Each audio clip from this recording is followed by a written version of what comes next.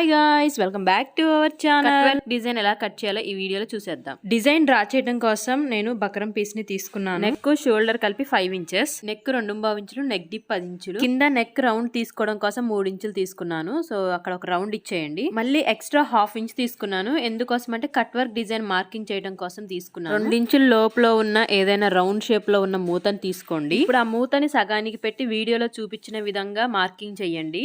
Neat గా perfect గా వస్తుంది. 1 ఇంచ్ వరకు మార్క్ చేసాం కదా, అక్కడ ఫుల్ రౌండ్ ఇవ్వకూడదు, హాఫ్ రౌండే ఇవ్వాలి.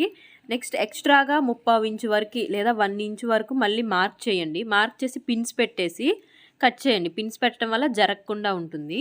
ఇప్పుడు మిడిల్లో ఒక టక్స్ ఇచ్చేయండి. జాగ్రత్తగా కత్తెరతో కట్ చేయండి నిదానంగా.